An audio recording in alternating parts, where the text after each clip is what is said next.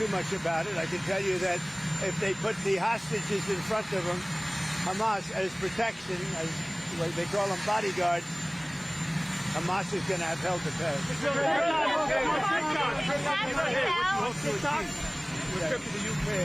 Your trip to the UK today, what do you hope to achieve?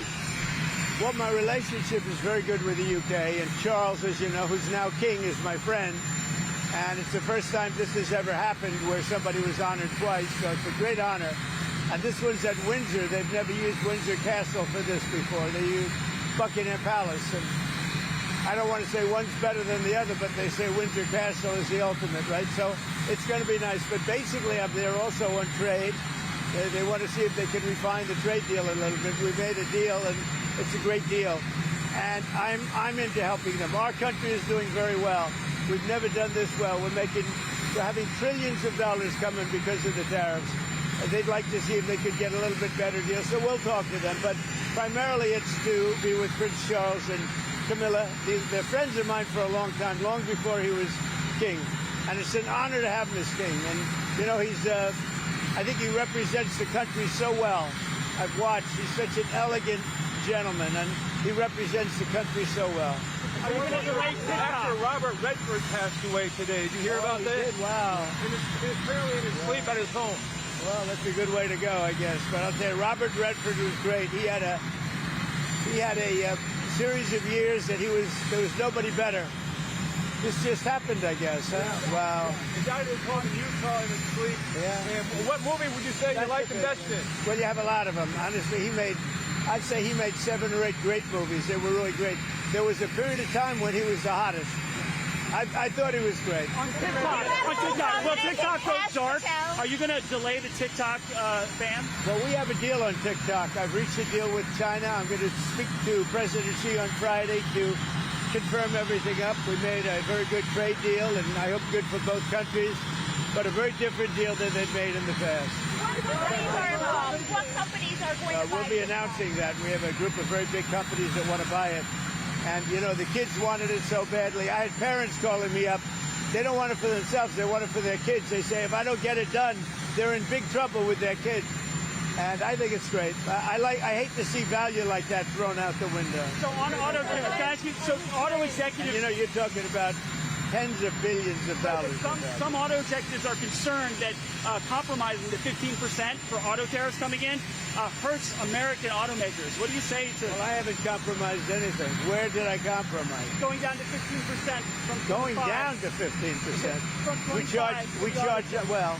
And where did the 25 come from? It came from there. Can you tell me?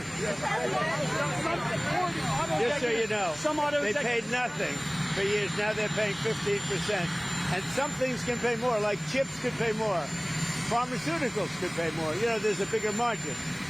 With a car, you have to make 15% before you make a profit.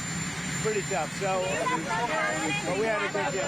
Don't forget, European Union is paying our country because of tariffs $950 billion. Think of that.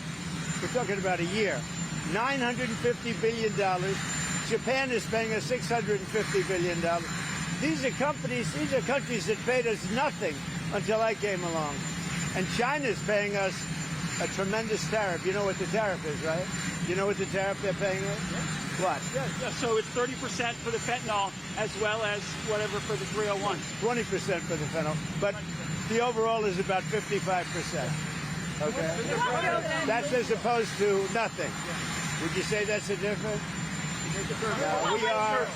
We have a big decision coming up, and if the Supreme Court rules the way hopefully they will, because, I mean, every legal expert said we win that case, but you still have to watch.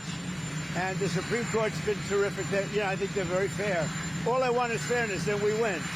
But if we win the Supreme Court case, which is the finalization of tariffs, we will be by far the richest country anywhere in the world, and we'll be able to help our people more, and we'll be able to help other countries when we want to. But I will say, if we win that case, our country, you see what we've taken in just on a temporary basis.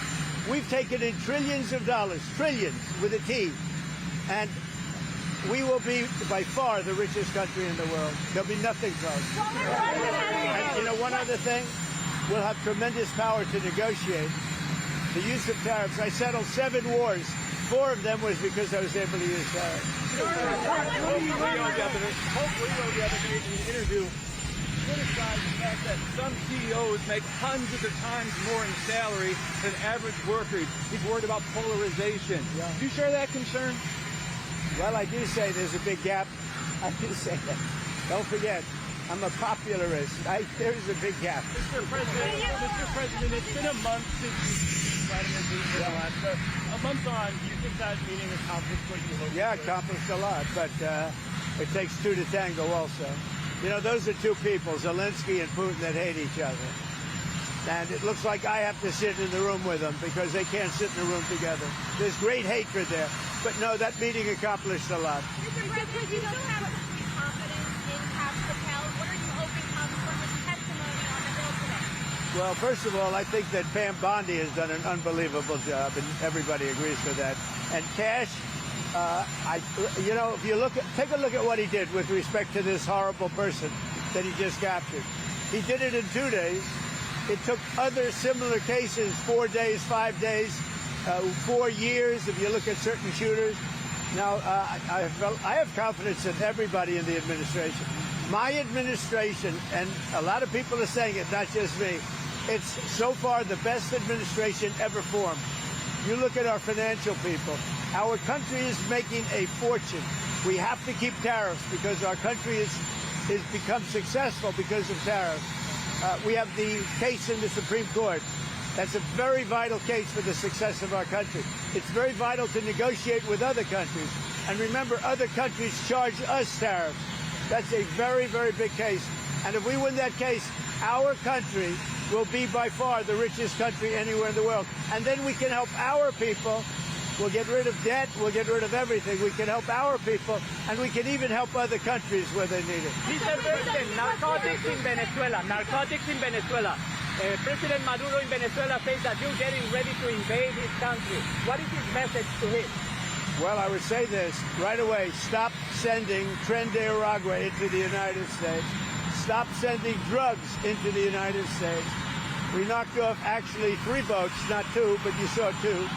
And the problem is there are very few boats out in the water. There are not a lot of boats out in the water. I can't imagine why. Not even fishing boats. There's nobody. Nobody wants to go take a fish.